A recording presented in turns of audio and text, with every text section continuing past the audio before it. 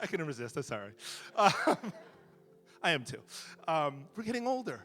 And so in our natural eyes, how many people have watched and been on Instagram for more than 5 minutes and felt better about their lives?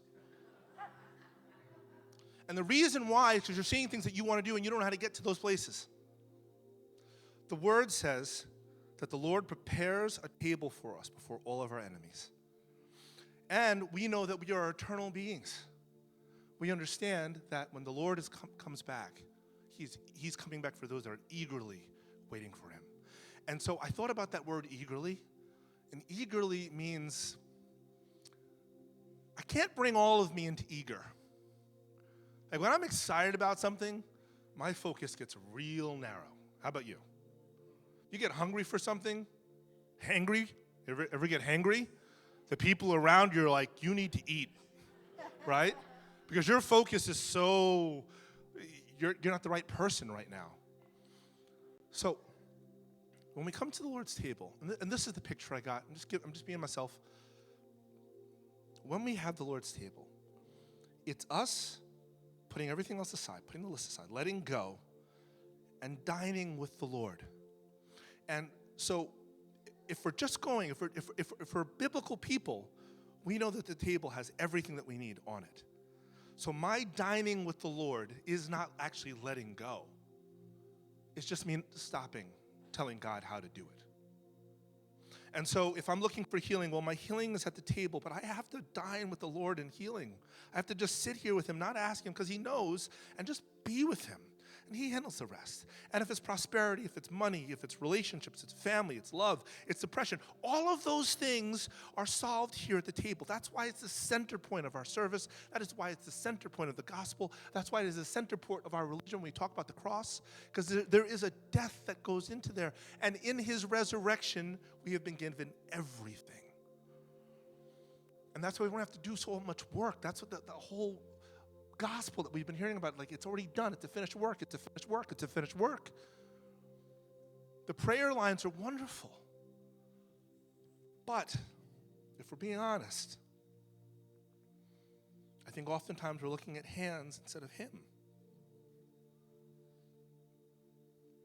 So as we come to the table today, God, we are eternal. Time does not affect us the way we think it is, the way the world talks about it. And it's all done right now. And so we can rejoice. We can dine in healing without even thinking about healing. We can dine in wholeness without even thinking about wholeness. We can dine in joy without even thinking about joy.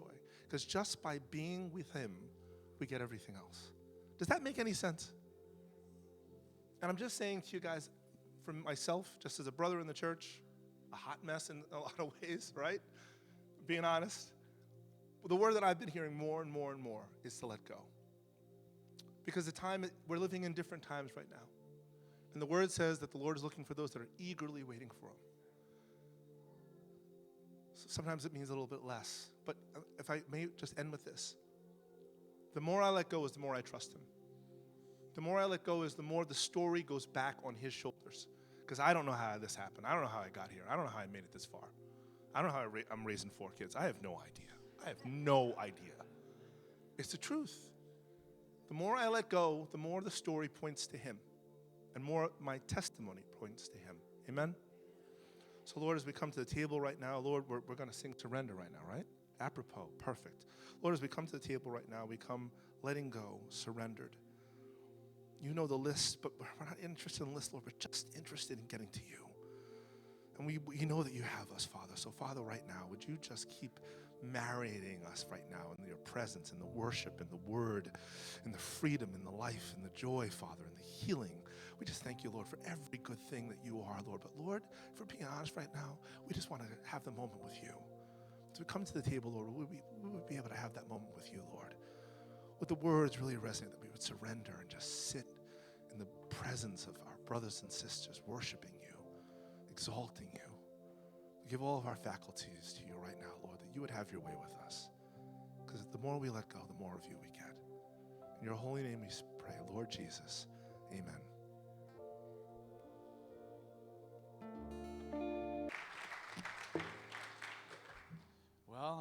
ask the teachers, kids, they can make their way out. There you go. Kristen, Mike, I love how you tied that in. That was very anointed. That was really good. I hope you do that more on a weekly basis. It's just kind of nice. Right? Yeah. Well, Naeem, I liked what you were talking about with Let It Go. I was waiting for your Idina Menzel impression from Frozen, Let It Go. Knowing you, I just was like kind of surprised. I was waiting. I'm like, when is the song going to play? That was good. That was good. We need to let it go. Well, I want to welcome everybody, a sparse crowd here. This is a special meeting in light of what's happening here in 2 days. We celebrate, as Americans, we celebrate July 4th. I'm in red, white, and blue today, right? I made sure I wore my red, white, and blue coming out here. Well, I do this once a year where I don't deliver so much as a sermon. It is a sermon, but it's really not, and I give kind of a history lesson, and we look back at our past as a nation. Now, we know that Israel is God's chosen people. The United States is not Israel 2.0, but God has had his hand on America, right? Going all the way back to colonial times, God has had his hand on this country. Yeah, yes? All right, it's not by accident, right? And some people say it's just a series of accidents, how things have transpired in the history of America. And I would say, really? You look at all, one event after the next. I mean, this is only, I started this maybe almost a decade ago of picking this Sunday every single year and doing it. And I love it. It's just kind of become a tradition. I know this doesn't happen in a lot of churches, but for me, again, I have a history background. I love it. I think it's important for us as Christians to hear about our Christian roots in this country. Not all the founding fathers, as I'm going to talk about, were Christians. A lot of them were atheists, agnostics, deists. All right, so I try to give a balanced picture who we were, how things really started here. We'll pick up in the book of Revelation again next week. All right, that's the series that I'm going to be in for a long time. So I'll pick back up to the next letter, the next church that is on the list. There are 7 churches that get a letter, and we will go from there. All right, so how do we start here? I would just start with this. Why am I doing this? The Bible is replete with examples, verses all over the place that tell us as a people that we ought to remember the former days. All right, and I didn't want to put up all these passages, but these are some examples. You look at, Psalm 77, you go to Isaiah, you go to the, New Testament, you look at Acts, Hebrews, multiple examples there. Naeem was in Hebrews this morning. You look at Romans, so many examples where that we as a people are implored, we are told that we ought to remember the former days. And I think a lot of times we don't do a good job remembering things. And we need to be reminded time and time again as to our past, what has happened before. Even here, just for a small body, how important is it for us as a people to hear about our roots and how we're even in this building. We were at that church that's down there. What year is that church from? I don't even remember the old church. 17. What is it, Chris? I trust you more than I trust him right now on the date. All right, so it goes back to this colonial time, 1700s. That church building that we used to be in. Thank God we're not in that building anymore, right? Amen to that, right? Joe, right? A lot of issues there. You always worried about when the music got rocking, we were rocking to it, right? And the place would shake. You just kind of looked around. I'm like, who's going through the floor? Somebody is, right? You were hoping that the foundation would hold up in that place. Oh, thank God for this building. Thank you so much. Well, yeah, so we are a people that are to remember former days. It reminds me of the fiery orator from Virginia, Patrick Henry. You all know when he stood up in Virginia and the famous line, "Give me liberty or give me death." But this is something else he said. He said, I know no way of judging the future but by the past. All right, and I think that's really true. And I'm going to start here. I'm not going to start this morning. I have a lot of information. I really tried the best that I could to winnow all this down and really pick the essential, important stuff that God was speaking to me about and what I was supposed to share from our history. So I'm not even starting at the Declaration of Independence. I'm going to start 2 years prior, and I'm going to take you to Carpenter's Hall, which is in Philadelphia, Pennsylvania. Probably not a place that many of you know a heck of a lot about. This is the site of the First Continental Congress, 1774 again. Just reminding you, before the Declaration of Independence is ever going to be signed by those 56 men in 1774, you're going to have luminaries like George Washington, before he's going to lead the Continental Army, before he's going to be president of the United States. He's going to be there. John Jay, our first Chief Justice of the Supreme Court, he's going to be there. Who else is there? John Adams is there. Samuel Adams is there. Patrick Henry is there. So there's some huge names that are there. 12 of the 13 colonies, Georgia is the only colony that will not be represented here. Now, why are they here? They are here because they have a lot of grievances, and they're upset with a lot of the taxes that the British are levying against them. Right? They have fought in the French and Indian War, the British consul, they're fighting the French. And here are the colonists that are upset because they have no representation in Parliament a few thousand miles away. So here they are, and they take umbrage with what England is doing.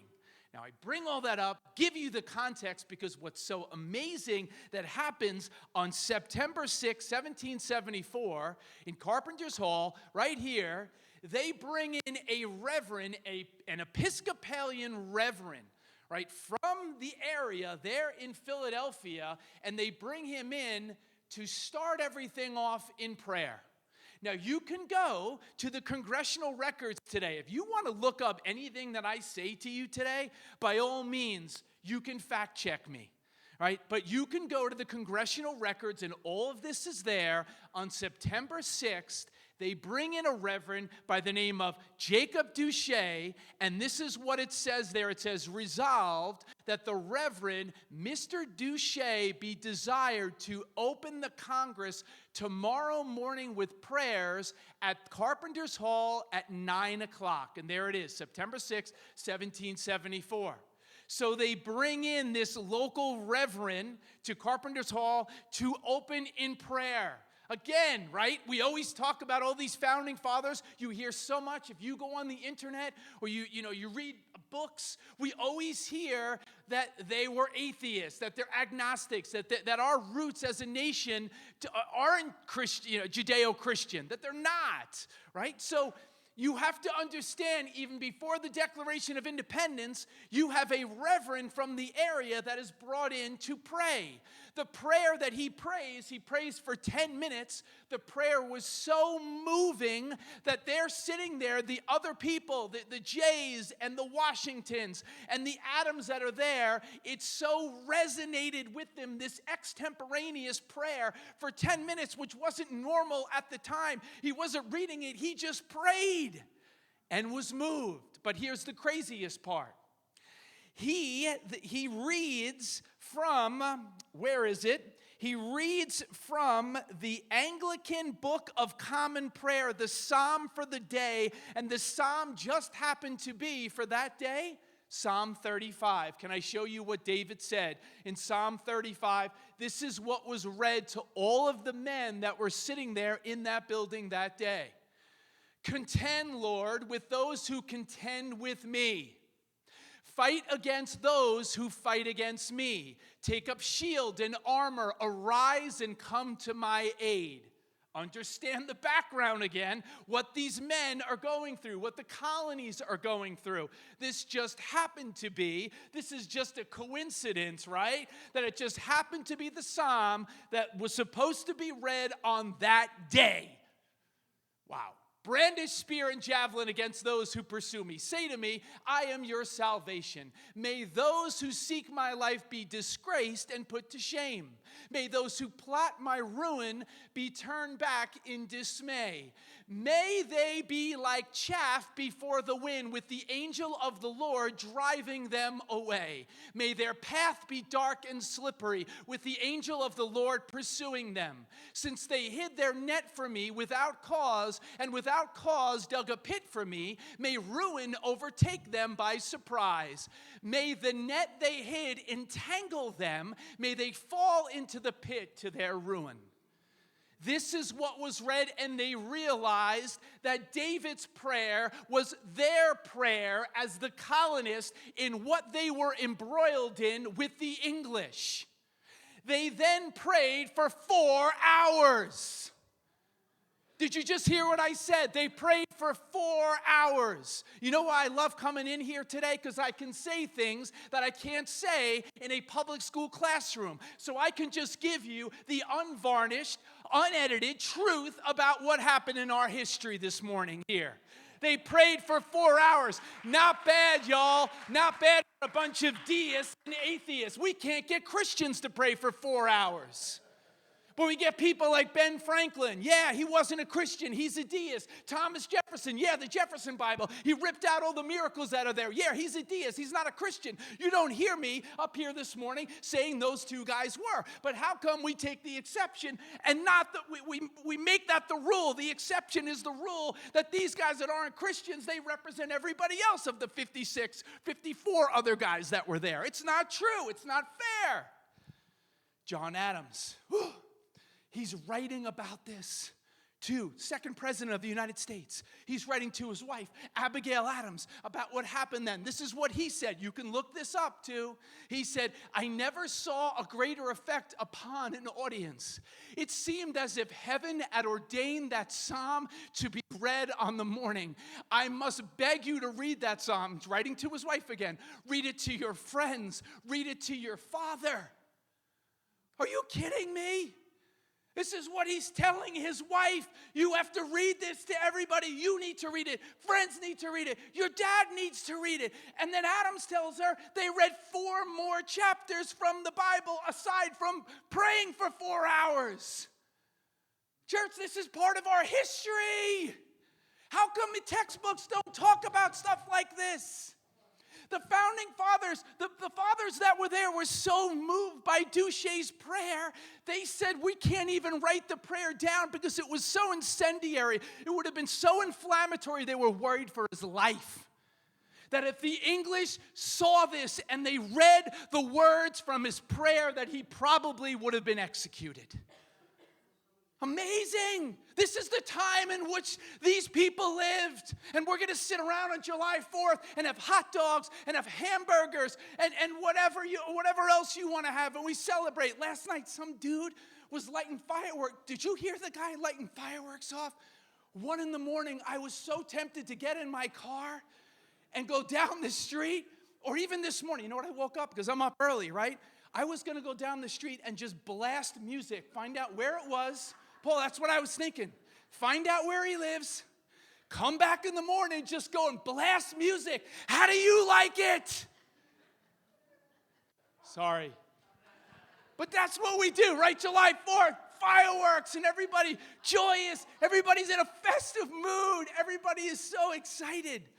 Think about what was going on here. Now, there is a reverend by the name of William White who was present at the First Continental Congress. Am I boring you too much already? No, you good? All right, stay with me. There is a reverend by the name of William White who was there. He is an eyewitness to this. You can look this up again. He says in his words, as an eyewitness, there was only one person that he saw that was on their knees praying during those 4 hours. It was George Washington, he said. He sees Washington praying. Now, I bring that up, too, because there's a mixed history when you look at George Washington. And I know some people in this room, you may go, yeah, a lot of our founding fathers were slave owners. You know what? They were. There were a lot of founding fathers that were slave owners. Many of those that were slave owners before the American Revolution became ardent abolitionists after the American Revolution. Can I also say this? Our founding fathers did not invent the institution of slavery. It was in America 2 centuries prior. Can we get our history straight, y'all? Because we always denigrate and disparage our founding fathers as if we're perfect too. They were not perfect, but that was part of the culture. At least in the southern, colonies, that was a big part of the culture. I'm not saying it was right, but they were fallible human beings.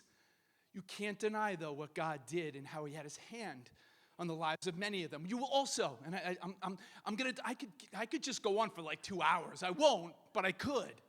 When you think about George Washington, another thing we always hear is that George Washington was a Freemason. All right? How many of you have heard that before? Can I just talk about that? Some of the elephants that may be in the room.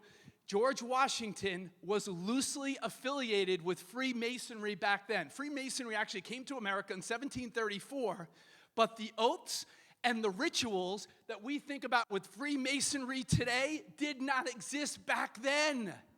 The lodges that Washington would have been a part of back in the 1700s, he died in 1799, those lodges back then were only available. They were there for commanding officers that could associate with regular soldiers. He did not, in 1825, the oaths and the rituals of Freemasonry that we know today, that's when they came about. So when you hear people say George Washington, some of these other founding fathers, and Freemasonry in general, like it's awful. It's terrible, right? It's the oldest and largest secret society in the world. It's roughly 3 million members today. So there's really nothing. It doesn't espouse Christian ideals, right? So I'm not saying any of that. It's not about Jesus. But when people say that, even the most famous painting of George Washington, when he has the apron on, you can look it up. It was painted in 1976. 1976, people go, George Washington was a Freemason, and they have no idea. They don't understand history. It annoys me.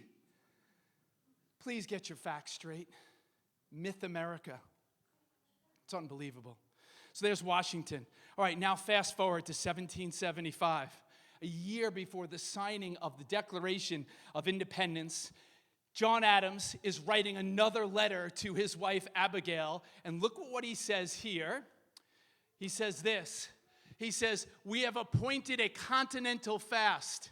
Millions will be upon their knees at once before the great Creator, imploring his forgiveness and blessing, his smiles on American councils and arms."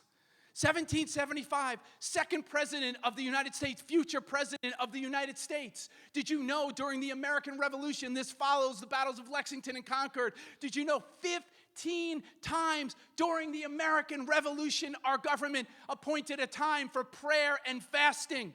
There were 3 million people in the colonies. And here is Adams saying, I believe that there are going to be millions on their knees at once before God, imploring his forgiveness and his blessing and his smiles on the American colonies. When's the last time you saw that with our government? Appointing a time for prayer, fasting? This is what happened in the 1700s leading up to the Declaration of Independence. And then by the time you get to 1815, there are over 1,400 government issue calls to prayer in America. Did you hear what I said? 1815, there are over 1,400. The government calling on God. Crazy. We don't hear about this. Nobody talks about this stuff. But this is a real part of your history as Americans. Now we can fast forward. Now you go into, there she is. The Declaration of Independence, July 4th, 1776. This year marks 247 years since our founding fathers gave us our national birth certificate. 247 years. We are the longest ongoing constitutional republic in the history of the world. Can I give you some context for this? Ready? How about this? In the same time period that we have had this piece of paper, ready? France has had 15 different constitutions. If you go to the 20th century alone, Afghanistan, 5 different constitutions. Mexico, 4 since 1923. Poland has had 7 since 1923. Russia has had 4 since 1917. And as we sit here right now, there are 193 nations in the UN. Over 20 of them are embroiled in civil wars or revolutions. We are the only nation on the planet that does not average a revolution every 30 to 40 years. But it just kind of happened, right? It's happenstance. It just happens to be a coincidence. Come on, y'all. Give me a break. How do you not see God's hand on our country? On July 8th, 1776, some of the signers of the Declaration from the Congress, the first Congress there, they will actually go out on the steps of Independence Hall and they will read this to the people that were there. Wouldn't it be great to actually witness that? To hear them reading the Declaration of Independence? Oh, what a momentous occasion that would have been. And I want you to see a picture here. They read aloud on the steps of Independence Hall, proclaiming it to the city of Philly, after which the Liberty Bell was rung. The inscription emblazoned on top of the bell, in case you don't know, happens to be from the Bible. Not the Quran, not the Book of Mormon, not the Bhagavad Gita, but from the Bible, Leviticus 25:10, most appropriate for this occasion, proclaim liberty throughout the land and to all the inhabitants thereof. Wow. Do you know the Declaration of Independence, when you look at it, the first 46 words set forth the philosophy of government, but this is what's amazing to me, right? What's amazing to me is that every right set forth in the D of I had been preached from the American public prior to 1763. Every single facet of the Declaration of Independence had been preached from pulpits. John Wise preached from the beginning of the Declaration of Independence. All men are created equal, endowed by their Creator with certain inalienable rights, right? You know all that. That is from a sermon in 1680 from a guy named John Wise. And all you hear about is that the Enlightenment thinkers, whether it was Montesquieu and Rousseau and John Locke, that they had a great influence. They did have an influence on colonial America. They did have an influence on our founding fathers. But how come textbooks never talk about the fact that much of what is imbued in the Declaration of Independence came from the pulpits in the colonies prior to that? That's real history, y'all. Real American history. Every right had been preached. And there you are, you look. Yeah, we're these imperfect, these 56 men that are there. We don't have a lot of color there. This is all, many of them, wealthy white men. What an eclectic mix that you have here. You have ministers. Did you know over 20 of the founding fathers had seminary degrees? But I'm sure that's in textbooks too, right? I'm sure they talk about that stuff. No, they don't mention that stuff. You had fishermen, you had farmers that were there, right? I said ministers, business owners. What a group that is here. 56 guys signing the Declaration of Independence. Here they are, and I want you to see the final paragraph here because this always gets me. This is the final paragraph, and it says, and for the support of this declaration with a firm reliance on the protection of divine providence. You'll hear that all over the place. Washington, Adams, this is what they would say. Many of the founding fathers, even the ones that really aren't Christian, we mutually, this is the part that gets me, we mutually pledge to each other our lives, our fortunes, and our sacred honor. Kids that are in school right now, I'm sorry, but you don't hear enough about what these individuals laid on the line for us today, that we're not here today if it's not for these 56 flawed men, fallible men, but they laid their lives on the line and said, we're all in. We're not half in. We're all in on what's going to happen here, and we're going to go up against the mightiest army at that time period, and we're going to try to fight them. And we think maybe we'd win. No, it's crazy. What are you thinking? You have no shot at the end of the day, but they wind up winning. What a miracle this is. So here they are. I love this too. Benjamin Rush, who is one of our founding fathers. He is my personal favorite. He is the father of modern medicine, Sunday school. I mean, the things that this guy did were just absolutely astonishing. He is writing a letter later on, this is like late 1700s, he's writing a letter to John Adams.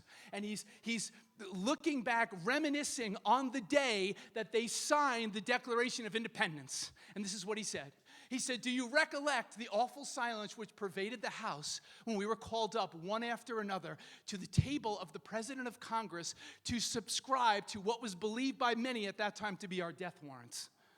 Are you kidding? How come nobody talks about this? This is what it was like. There was silence in the room as men said, "I'm going to give up everything. I'm going to sign this document because I'm done with the English. We are going to break away because I believe that we have a different path to go down." And here they are. I love this. The silence and gloom of the morning was interrupted by Colonel Harrison of Virginia, who was a really big guy, who said to Mr. Jerry, who was a very small guy at the table, "I shall have a great advantage over you, Mr. Jerry, when we are all hung for what we are now doing. From the size and weight of my body, I shall die in a few minutes, but from the lightness of your body, you will dance in the air an hour or two before you are dead." Using some humor to this. Real men who said, "We're going to give up everything." It's funny, you laugh about it, but could you imagine some men going up there with their hand probably shaking as they sign this? Families and children knowing that if they are unsuccessful, that they are going to be taken to the gallows. This is not going to end well. But hey, on July 4th, hey, have a great time. Have your fireworks. Have your hot dogs. Have your hamburgers. And just get together. Make it an excuse. But don't remember and think about what these guys actually did and what they laid on the line so we can have freedom.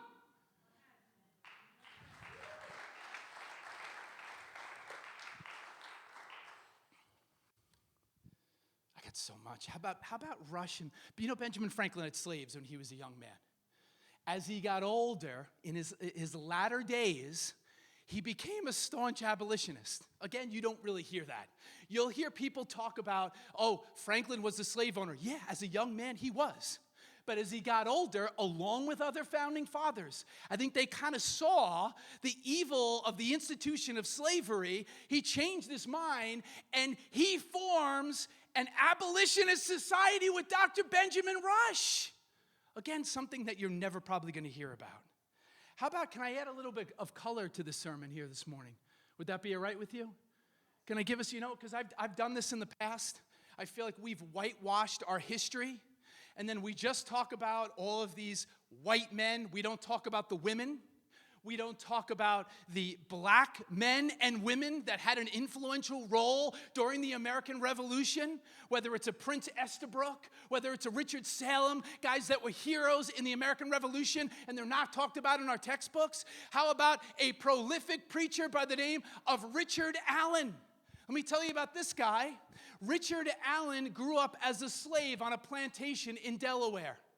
He grows up on the plantation, and one day it just happens that there is a Methodist preacher who is coming around to the plantations, and he's proselytizing, he's evangelizing, he's talking about Jesus and the gospel, he's bringing the gospel. This guy, Richard Allen, as a young man, gets saved. Later on, he eventually secures his own freedom.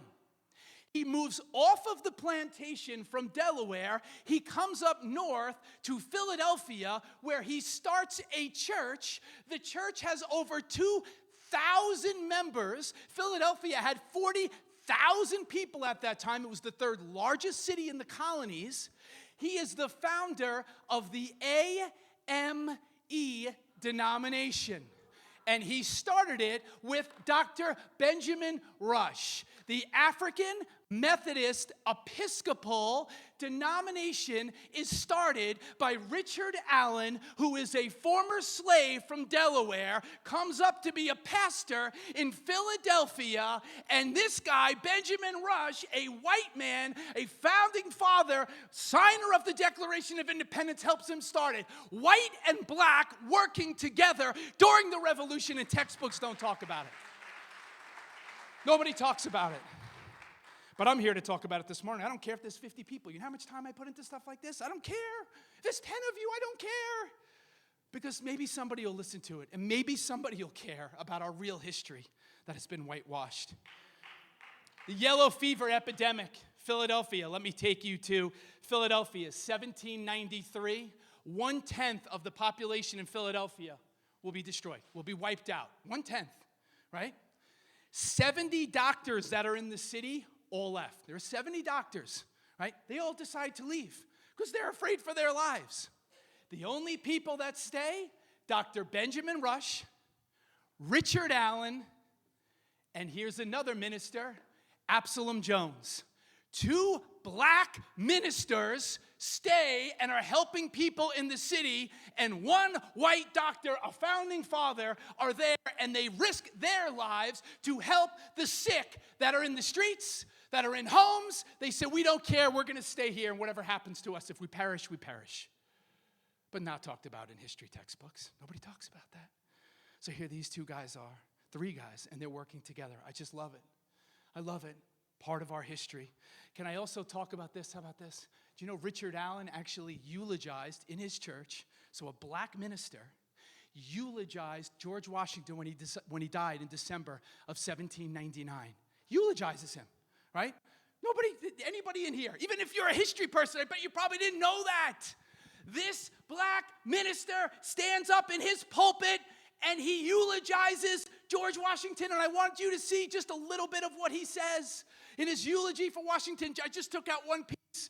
To us, he has been the sympathizing friend and tender father. He has watched over us and viewed our degraded and afflicted state with compassion and pity. His heart was not insensible to our sufferings, but all you hear about is that Washington was a slave owner. Yes, he was a slave owner, but in his last will, he actually freed his most trustworthy, his valet, I guess they called him at the time. His name was Billy Lee.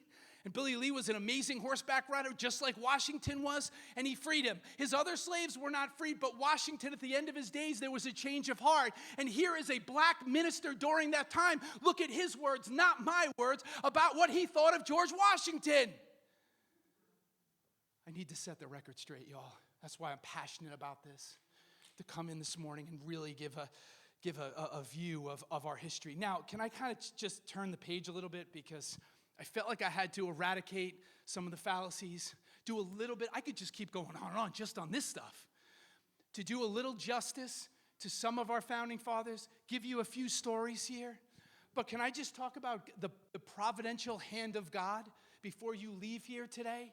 And how this is not some accident when you look at how America ever came to be, how amazing it is that there is a God that is in heaven that was on the throne and said, I'm going to need a nation. And I think a lot of it has to do with Israel becoming a nation in 1947, and Israel is ultimately going to need the help of the United States. And we're supposed to be Israel's biggest ally. Right now, I don't think we're Israel's biggest ally. But you think about what we've done and how God has blessed this nation. Look at what happened from post-World War II, going all the way through the rest of the 20th century, how God has blessed America because we were blessing the nation of Israel. God knew that he was going to need a nation to stand in the gap, to help his chosen people, and he chose us. Why did he choose us? Who knows? Why did he choose Israel? He chose them. I don't know. But he chose America. And you think about, how did we ever win the American Revolution? Can I just take you to one little snapshot? Let me take you to one snapshot. August 27th, 1776. The largest battle that will take place in the American Revolution is the Battle of Brooklyn Heights, otherwise known as the Battle of Long Island. How cool is it, right? Like it's right in our backyard, right here, right, where things happen. Well, the British are going to have a surprise attack. 10,000 troops are going to surprise Washington and his men. Washington thinks they're going to come by sea, which they did at the Battle of Bunker Hill, which is fought in a place called Breeds Hill in Boston. And he thinks that they're going to come by sea, but they don't. And this General Howe sneaks up from behind, and it's bad. It's ugly. The colonists are going to lose 3,000 men. Washington's going to lose 3,000 men. The British are only going to lose 392. So we lose all of these men. Now, this guy Howe has the colonists backed up to the sea in Brooklyn Heights. It doesn't look like there's going to be any way out. It looks like at the first major battle of the American Revolution that the war is going to be over. Washington's going to be captured. His army's going to be taken. Washington's going to be taken to the gallows. All the other founding fathers that have signed the Declaration of Independence, they're going to be going too. But what's amazing is Howe waits, it's nightfall, right? And that fateful August night. And then Washington says, I'm going to try to get our troops out of here. I'm going to cross the East River and get to Manhattan Island. So he does it under the cover of night. 8,000 troops. You have horses. You have cannons. Getting all the troops. This is not going to be an easy endeavor. So he starts to do it. And what's so fascinating to me, here's number one. The sea was quite boisterous where the British are, but the sea is completely calm where the colonists are, enabling them to get in the boats and start to move away. The second part of this miracle that astounds me and has astounded historians, even those that are atheists, that they're not Christians, is the fog that wound up rolling in on that next morning. An incredible fog. Once the sun is starting to come out, a fog rolled in, and the British do not even notice that the colonists are leaving because half of Washington's army still needs to escape and get to Manhattan Island. So the fog that is here covers them, and they're able to escape. If it's not for the fog on that morning, if it's not for the fact that the water was calm where the colonists are, the entire war is over. We're not the United States of America today. Benjamin Talmadge, hold on. Benjamin Talmadge, how many of you know Talmadge Trail? Did you ever watch the show Turn? Oh, Turn, what a great show. Benjamin Talmadge, and I just passed by, and I've tried to I'm like, Jameson, see that sign, Talmadge Trail? I'm like, dude, he was part of the Culper Spy Ring. He was part of this group. We talk about espionage and all different things. Washington was doing it back then. He doesn't care. I just try to talk to him about some of the cool stuff. Tell your kids this is real history. This is what Talmadge said though. He said, I recollect this peculiar providential occurrence perfectly well, and so very dense was the atmosphere that I could scarcely discern a man at 6 yards distance. Miracles! It's a miracle that the United States of America even exists right from its inception. I could take you to Yorktown. I could take you to other battles. And I would just blow your mind. One event after the next. It's only one sermon, right? I know you all have things to do. You can stay here and listen to this? I don't know. You might be the only one. You know what I love? The first chancellor of Germany, the Iron Chancellor, his name was Otto von Bismarck. Bismarck said this. I love this. I'm talking about the United States of America. Pastor Linda's not into my sermon. He said this. He said, God provides special protection for drunkards, imbeciles, small children, lost dogs, and the United States of America. He was in the 1800s. I mean, come on. This is he's right. I mean, it's funny. We laugh at it, but it's true. This is how people looked at it. How we, procured land, out west. The stories are crazy. The gold that is discovered out there happens days after we purchase the land. Oh, there just happens to be gold here. Oh, it only happens when we purchase the land. Nobody knew about it, but we know about it now. Story after story after story after story. And that brings me to, totally makes sense, Vladimir Putin. Did you make a mistake in your sermon? Why is there a picture of Vladimir Putin up on the screen? I don't really get it. Well, in 2017, here's my next story. I'm segueing into my next one. In 2017, on the 150th anniversary of us purchasing Alaska from Russia, Putin would say that if that had not happened, Russia, the former Soviet Union, I should say, would have won the Cold War. That's what he said on the anniversary, 2017, that if we do not sell that piece of land, and he's still the anger in his voice, he's the vitriol, that the Tsar sold that piece of land to America back then, 150 years prior. He said, if America was in possession of Alaska today, the geopolitical situation in the world would have been different. I mean, this is crazy. Right? So he says this. Now, here's the story that I need to tell you. And if this doesn't blow your mind, I don't know what will. And kids, just pretend like you're interested. I know you feel like you're in school a little bit, but I think it's important. This is William Seward. How many of you know the name William Seward? All right, so William Seward is the one that purchased this land from Russia. It is known as, many of you probably know, it's known as Seward's Folly. It was called disparagingly Seward's Icebox. How many of you heard this before, right? Do you know we purchased all this land for less than 2 cents an acre? It's like kind of reminds me of, even though I'm not a huge Jefferson fan, I am a Jefferson fan in terms of we get the Louisiana Territory, right? For a couple of cents an acre, all that land, like you look at like the Midwest, going on down south to where Louisiana is, incredible. So we get this land for 1.97 cents per acre. We get it for $7.2 million back then. In today's money, it's like $125 million. So it was a bargain. What a bargain. But it wasn't looked at as a bargain when it first happened. I love Seward, and I can go into Team of Rivals. John, Team of Rivals, great book. You want to read a great book about Lincoln? The people that he brought in to be part of his cabinet and his team were those that denigrated him, that criticized him.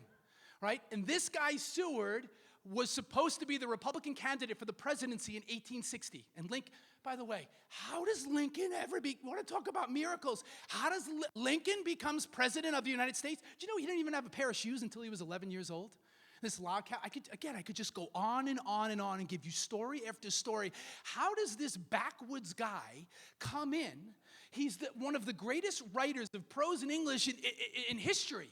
Right, you look at his writing, his first inaugural, his second inaugural, the Gettysburg Address. His writing is amazing. How God just picked up this guy from nowhere, the guy who was suicidal, used to cut himself, the guy that was very depressed. He called it melancholy. The guy that had all these issues. He says, "You're going to be the one that I'm going to put into the White House during the Civil War, and you're going to be the one in the middle of the Civil War that's going to issue the Emancipation Proclamation and free slaves in areas of rebellion. You're going to be the guy, Abraham Lincoln, and nobody sees you coming. You come out of nowhere, and you have defeat after defeat after defeat as you're running for office, but you're my guy." That wasn't planned, any of that. Let me get back to my point. Oh, my point on this is William Seward is his Secretary of State. He doesn't like Lincoln, and he's so skeptical. Lincoln sees potential. He sees the gifting in this guy who has criticized him and says, "You're going to be my Secretary of State." He brings him in, and Seward doesn't even like him, criticizes him for decisions, and then tries to take control and realizes the battle of Fort Sumter, the attack on Fort Sumter, I should say. When that happens, and that's the spark that starts the Civil War, he goes, "Oh my gosh, this guy's a little different than I thought. Maybe he does have a backbone." They became best friends. William Seward and Abraham Lincoln became best friends. They both had an amazing sense of humor. How about Lincoln? Lincoln didn't like people that didn't have a sense of humor. He didn't want to be around people that weren't funny because he was so depressed. It's true. It's really true. So this guy becomes his best friend. Now, let me just give you this background, because the story's going to it's almost unbelievable, but it's really true. Aside from Alaska, the only other tract of land that we can credit entirely to this guy, Seward, really got scant notice from the public. And I'm going to say it, and many of you aren't going to know anything about it. It's the Guano Islands Act of 1856. Did you ever hear of it? Anybody, you know it? Guano Islands Act, 1856. Anybody, you know it? Yo, you know the Guano Islands Act, right? I mean, Guano Islands Act. We're both history teachers, right? Guano Islands Act, 1856. Not in textbooks. Nobody talks about it. The Guano Islands Act said that any American sea captains that were out at sea, if they came across a piece of land that was uninhabited, that we were allowed to make it part of the United States. Now, guano, bird droppings, very valuable for the fertilizer that we could get from that. So there just happened to be a desolate Pacific atoll, right? This sea captain of a small, hardy seal hunting ship, he claims this 2.4 square mile piece of territory under the obscure Guano Islands Act of 1856. Do you know what later on this piece of land would ultimately be known as? You ready? Because I know. You ready? No. It'll be the right in the middle of where Hawaii is in relation to where Japan is. The atoll would be Midway. Hello? Any history people in the room? Midway Islands. In 1942, a turning point in the war. You have D-Day. Everybody talks about, we need to go there. Midway. We always talk about D-Day, and everybody wants to go to Normandy, and I haven't been to Normandy, and I have to go to Normandy. I get it, but more people should be talking about what happened at Midway in 1942. It's the 5-minute miracle, where in 5 minutes we sank 4 Japanese aircraft carriers. 4 of them. The Japanese were annihilating us battle after battle. Our Navy was wrecked after Pearl Harbor, and because of the fact that we had this land, the whole war changed. It all changed because of this in 5 minutes as pilots are dive bombing and they're going down and they have no idea. They all just happen to converge together at the same time and they sink the 4 aircraft carriers. Part of American history. It's a miracle that we even win World War II as well. But that's not the best part of Seward's story. Got to give you the best part of Seward's story as it pertains to miracles. How, and I did this on purpose, so I told you about Seward's folly. Are you with me? Y'all with me? You got a few more minutes in you? Give me like a half hour. No, like 5 minutes. So I brought up on purpose Alaska and then Midway Islands. Now here's what's fascinating. Did you know when Lincoln was assassinated, on Good Friday, by the way, 1865, do you know Lincoln was assassinated on Good Friday? Had dreams about it? Yeah.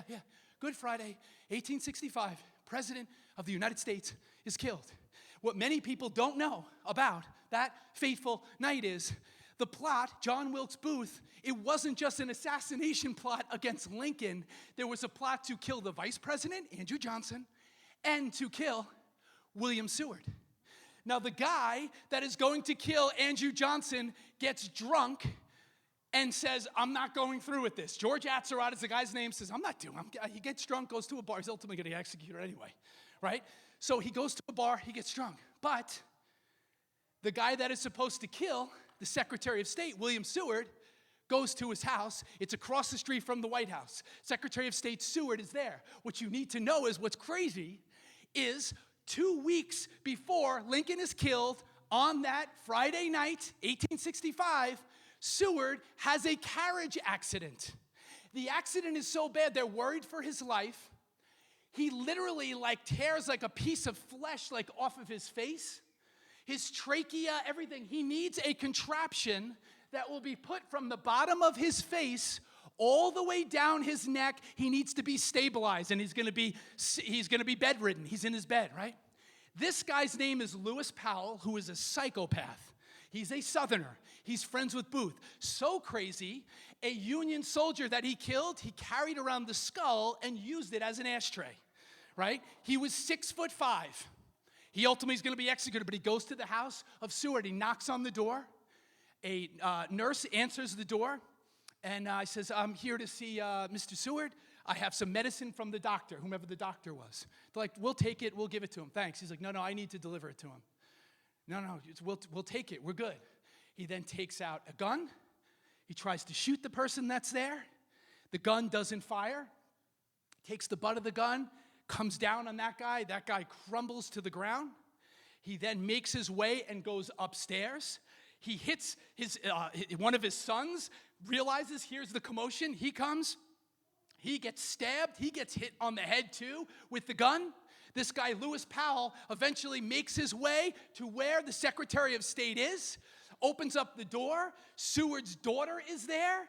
He throws her, punches her in the face, throws her out of the way, goes up to the bed. He's brandishing a Bowie knife, and he starts stabbing. At first, he misses in the bed, and then he's going for the carotid. What is it?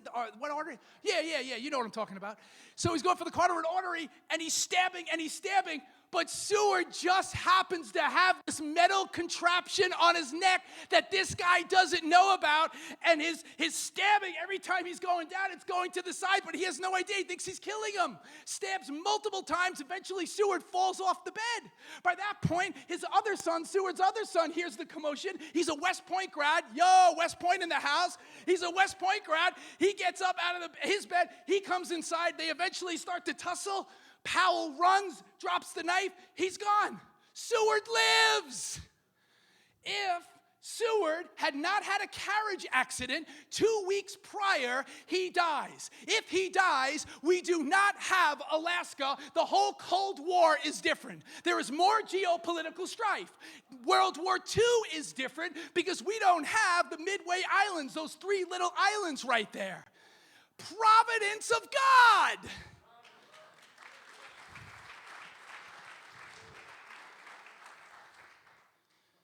America is not an accident. That's what I'm here to tell you this morning. America is not an accident. Oh, how about this too? Nimitz, Chester Nimitz, Commander Admiral, was an atheist midway. He said, as an atheist, he said the only thing that we can describe this, the only thing that we can say is that this was a miracle from God, an atheist. How does that happen? The Japanese knew too. One of their commanding officers, I don't have time to get into it, but it's so cool. One of their commanding officers, who was like a legend in Japan, he eventually becomes a Christian. He eventually comes to the United States and he starts traveling around with Billy Graham. He goes to Billy Graham Crusades. A guy that is a leading World War II, right? Admiral leading the Japanese forces. It's just a wild story how God works. America is not an accident. I want to kind of bring this plane to a landing here. And I want to leave you with some words from Abraham Lincoln, 1863. All right, we're embroiled in the Civil War, right? This is right in the middle of the Civil War. I want you to hear these words because I think they ring true for us here today as Americans. We have been the recipients of the choicest bounties of heaven. We have been preserved these many years in peace and prosperity. We have grown in numbers, wealth, and power as no other nation has ever grown. This guy's a prophet. Abraham Lincoln was a prophet. But we have forgotten God. 1863, we have forgotten God. We have forgotten the gracious hand which preserved us in peace and multiplied and enriched and strengthened us. And we have vainly imagined in the deceitfulness of our hearts that all these blessings were produced by some superior wisdom and virtue of our own. Intoxicated with unbroken success, we have become too self-sufficient to feel the necessity of redeeming and preserving grace, too proud to pray to the God that made us. This could have been written last week. It could have been written today, and you see this on social media. The United States of America in 2023 has become too proud. Our founding fathers started a nation where it was about religious tolerance. Now we live in a day, thankfully, what we just saw with the Supreme Court. Are you following what you've seen with the Supreme Court? And everybody goes, don't get political in church. Well, if there's something that's going to hurt you, I'm going to talk about it. If there's something that's not good, I'm going to mention it. Roe versus Wade was overturned last year. I don't care what you think, but I'm pro-life. I don't think people should have abortions. So I think that's a good thing. Not going to go into every case, but you see some of the cases and some of the decisions that were made. The Baker case. My brother, Eric, you guys are attorneys. I don't have a Juris Doctorate. You can talk more to this than I can. But how interesting. We live in a day and an age that is so godless and is so far from God, and our rights are being taken away slowly, incrementally, and we're asleep at the wheel. Wake up, church.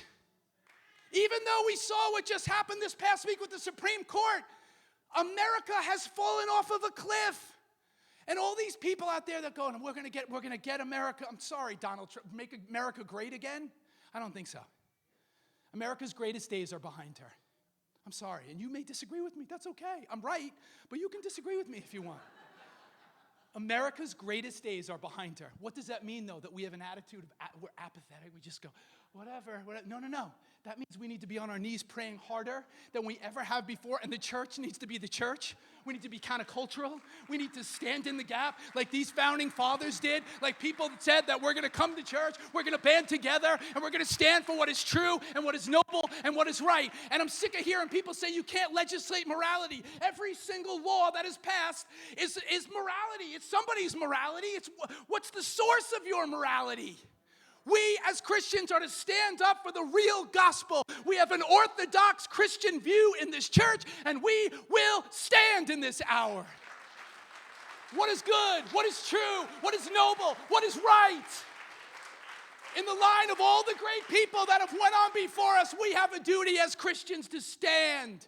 And having done all to stand, put on the armor of God, church. Did you leave your house today without the armor of God? Did you go to work without the armor of God on? You better put that armor on, because you're in a battle, whether you like it or not. We watched Nefarious Friday night. Those people that were here, I love the conversation that we had after.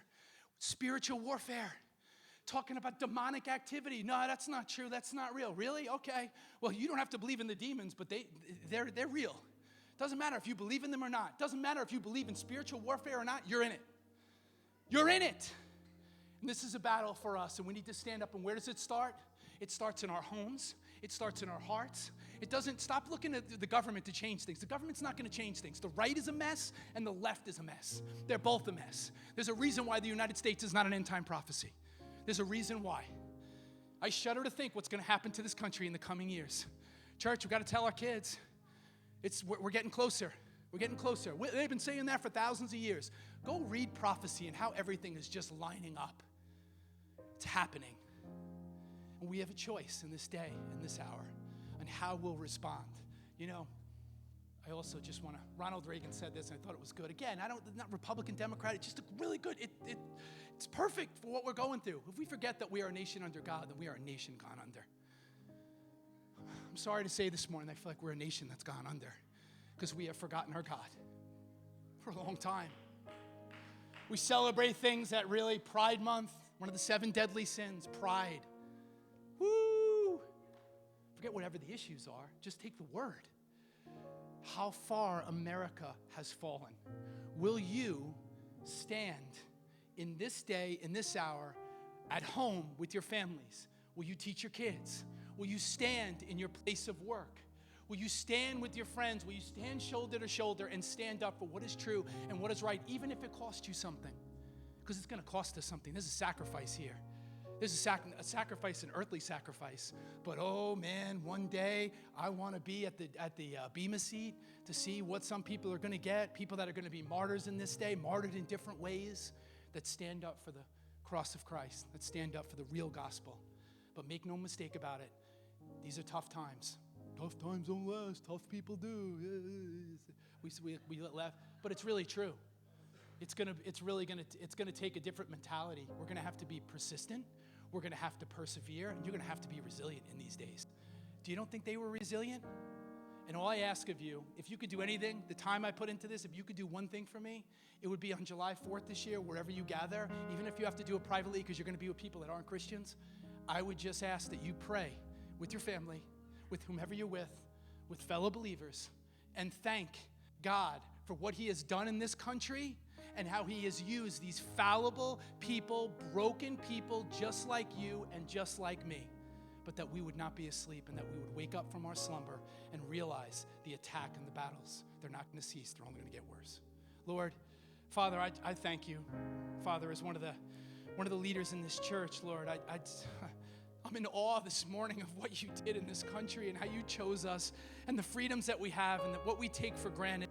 Lord, I thank you that your hand has been on this nation for a long time. We don't know what the future holds, Lord, but I know that you hold the future.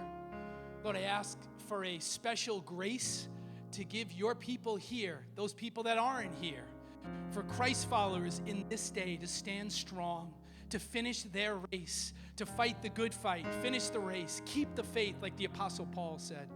I pray that for your church. I pray that as we fall down, that we would get back up in the race, that we would pick each other up, that we wouldn't try to do this alone, that we need each other, and of course, we need you more than ever. Amen.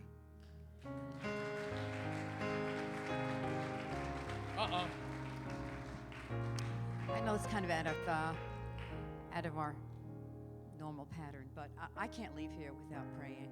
So I know people have plans and places to go, so just be free to leave. But anybody who wants to stay and have some prayer right now, I just have to go to God and thank Him for what He's done. I want to repent as Americans for having put Him out of our nation. So please feel absolutely free to leave. I know everybody's got schedules, but I can't leave here without doing it. So anybody who wants to pray with me, I'm going over there right now in that corner. And if you can't leave here without prayer, come and join me right here. Just do it right here. I wasn't hiding it. I just thought I would. Okay, that's great. So please feel free. Some of you, Naeem, come up here. Come on. You guys, anybody wants to come up here with me? You have a few minutes, or you're on your way out? I just think anybody who feels to leave, as I said, go ahead and leave. But let's just start, Naeem. Let's just start.